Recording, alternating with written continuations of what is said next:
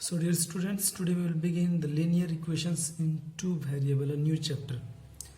मतलब कि दो चरों में दो चर वाले रैखिक समीकरण, linear equations.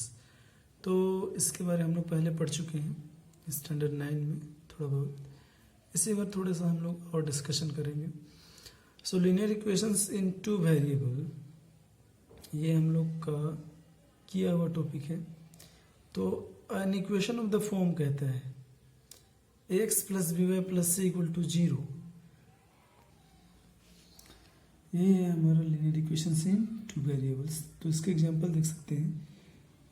I repeat, x plus b y plus c equal to 0 के फॉर्म में जो नंबर रहे उसी को हम लोग कहेंगे linear equation in two variable. जहाँ पर केयरफुली आप देख सकते हैं, ध्यान देने वाली बात है. फिर a b c are real numbers and a not equal to 0, b not equal to 0 is called a linear equation in two variables x and y. Examples देख सकते हैं 3x minus 4y plus 2. These all are linear equations. ध्यान देना है कि यहाँ पर a, b और c को कंपेयर करके अलग भी कर सकते हैं. ये सेकंड नंबर इस फॉर्म में है, बट ये इसे थोड़ा सा सजाने की जरूरत है. ये जो वेरिएबल है ये c है, ये लेफ्ट हैंड साइड पर आना चाहिए. So these all are linear equations. अब जो सेकंड है ये कहता है simultaneous linear equations in two variables. ये simultaneous linear equations in two variables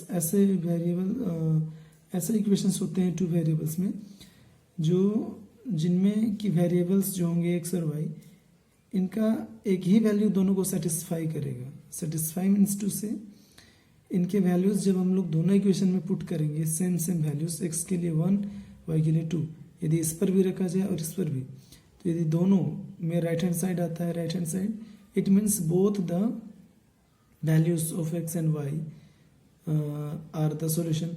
and ऐसे सिचुएशन में उन दोनों इक्वेशंस, लीनियर इक्वेशंस को साइमल्टेनियस लीनियर इक्वेशंस कहा जाता है.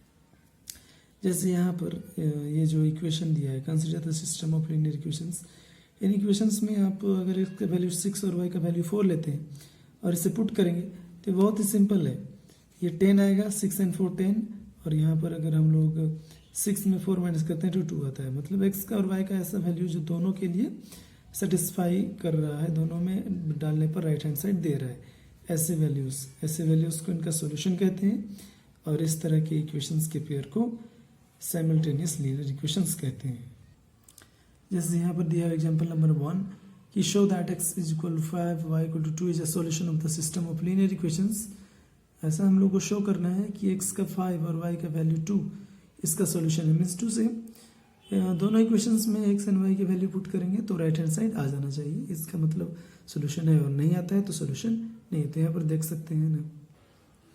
Okay, the next topic is consistent and inconsistent systems of linear equations. Consistent कहने का मतलब संगत और इनकंसिस्टेंट कहने का मतलब असंगत. तो संगत और असंगत, इनकी कंसिस्टेंसी को कैसे चेक किया जाता है, ये इस बात पर निर्भर करता है कि इनके सॉल्यूशंस हैं या नहीं. अगर किसी भी ये जो लीनियर इक्वेशंस हैं टू वेरिएबल्स पे, वो कंसिस्टेंट तभी कहलाया जाता है जब इनके पास when it has at least one solution, कम से कम इनका एक सॉल्यूशन हो तो ये कंसिस्टेंट कहलाते हैं, संगत कहलाते हैं. और अगर इनका कोई सॉल्यूशन ना हो तो ये इनकंसिस्टेंट कहलाते हैं, असंगत. कहने का मतलब कुछ ऐसे भी इक्वेशंस का पेयर होता है जिनमें आप कितनी भी कोशिश कर लोगे बट एक्स एंड वाई के वैल्यूज ऐसा नहीं ढूंढ पाओगे जो इनको सेटिस्फाई कर दे. मतलब इनके वैल्यूज दोनों इक्वेशन में पुट करोगे तो राइट हैंड साइड मिलेगा. जैसे यहाँ पर ये जो इक्वेशन दिया हुआ है, इसमें आप कोई भी वैल्यूज ढूंढो एक्स एंड वाई के, ऐसे कितने भी वैल्यूज ढूंढ लो, लेकिन इसे सेटिस्फाई करेगा वो इसको नहीं करेगा, अगर इसको कर रहा है तो इसको नहीं कर रहा है. तो ऐसे जो पेयर्स होते हैं, ऐसे पेयर्स को कहते हैं इनकंसिस्टेंट, असंगत, है ना. ये inconsistent pair system. Okay, system कहते हैं इक्वेशंस के पेयर को, इसलिए सिस्टम नाम दिया गया. So hence the given system is inconsistent. इस बात को ध्यान में रखेंगे. Okay. Now the next topic is about the solution or solving simultaneous linear equations using graphical method. अब सॉल्यूशन ढूंढना होगा हम लोग किसी भी लीनियर इक्वेशंस का, तो कैसे करेंगे. तो स्टैंडर्ड 9th में हमने जो पढ़ा था ग्राफिकल मेथड, ग्राफ का यूज कैसे किया जाए, यहाँ पर सॉल्यूशन ढूंढने के लिए हम लोग इसी का मेथड का यूज करेंगे। सो करना कुछ भी नहीं है। If you are given system of linear equation, then अगर आपको दिया गया है तो फिर क्या करेंगे।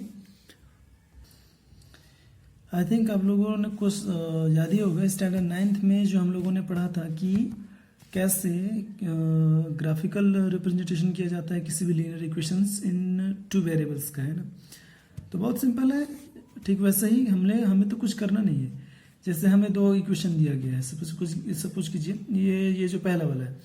अब इसके लिए इसका हम लोग रिप्रेजेंटेशन कर लेते हैं ग्राफ में इस तरह से, है ना। तो और दूसरा इक्वेशन जो है ये a2x plus b2y plus c2, इसका रिप्रेजेंटेशन कर देते हैं अगर इस तरह से।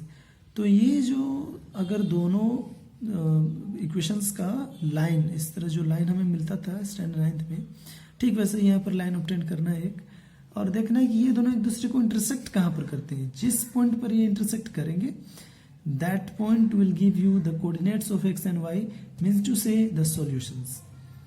अगर जिस पॉइंट पर काटे, सपोज कीजिए उसका वैल्यू किस x के वैल्यूज को कोरेस्पॉन्ड करता है, उससे मिलता है, उसी तरह y पर कहाँ पर वो मिलता है, तो ये x और y के वैल्यूज ही उसके सॉल्यूशन कहलाएंगे। तो ये तरीका हो गया आपका ग्राफिकल मेथड, ग्राफी विधि। जैसे ये हमारा एग्जाम्पल नंबर 1 में सॉल्यूशन दिया हुआ है कि solve graphically the system of linear equations. और ध्यान में रखेंगे एग्जाम में जब भी इस तरह के क्वेश्चंस आएंगे तो according to the question you have to find the solution. अगर ग्राफिकल कहा गया है तो ग्राफिकली ही ढूंढना पड़ेगा, ओके। अदरवाइज दूसरे मेथड्स भी अलजेब्रिक मेथड है ना। सो यहाँ पर ध्यान देते हैं, ये जो 2 इक्वेशंस है इनमें x plus 2y equal to 3 and 4x plus 3y equal to 2 है। तो क्या करेंगे, पहले किसी एक इक्वेशन को लेंगे और उसका ग्राफिकल रिप्रेजेंटेशन कर देंगे। मीन्स टू से x एंड y के बीच में हमें रिलेशन ढूंढने होते थे, 9th में पढ़ाई होगा ना। तो और x और y के लिए एक हम लोग वैल्यू टेबल तैयार करते थे x एंड y के लिए, और उसे रिप्रेजेंट हम लोग करते थे हमारे ग्राफ में, है ना। ठीक उसी तरह इक्वेशन नंबर 2 के लिए x एंड y के बीच रिलेशन स्टैब्लिश करते थे और उसके वैल्यूज का एक वैल्यू टेबल बना लेते थे x एंड y का, और इसे भी रिप्रेजेंट कर देंगे हम लोग उसी सेम ग्राफ पे, है ना। ध्यान में रखेंगे अलग अलग ग्राफ में नहीं लेना है। और बेटर होगा क्या कि ग्राफ में जो लाइन हमें ऑब्टेन होता है उस लाइन में के ठीक नीचे या उसके सामने में आप लिख सकते हो कि ये किस इक्वेशन के लिए लाइन ऑब्टेन किया हुआ है। जैसे ये x plus 2y equal to 3 के लिए, और ये जो है 4x प्लस 3y इक्वल 2 के लिए है। अब हमने देखा कि ये इस पॉइंट पर काट रहे हैं। देखिए ग्राफिकल मेथड थोड़ा सा इजी ही कहेंगे तो बहुत सुविधाजनक है, बट आपको सावधानी बरतनी होती है।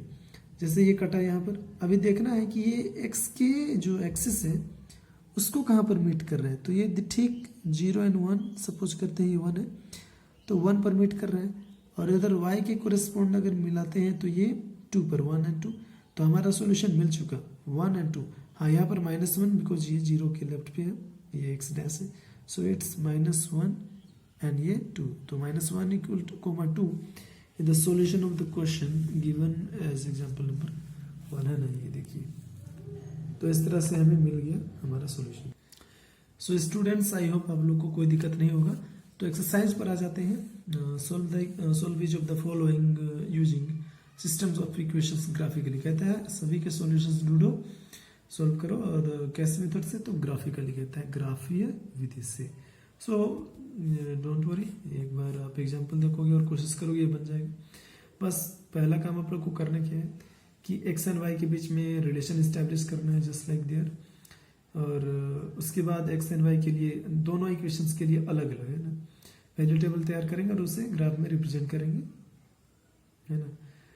तो ग्राफ पर रिप्रेजेंट करेंगे और जो लाइन ऑब्टेन होगा उससे मैच कर देंगे, इंटरसेक्ट करेगा जहां पर करेगा उसका कोरेस्पोंडिंग x पर वैल्यू और y एक्सिस पर वैल्यू ढूंढेंगे और वही हमारा सॉल्यूशन हो जाएगा।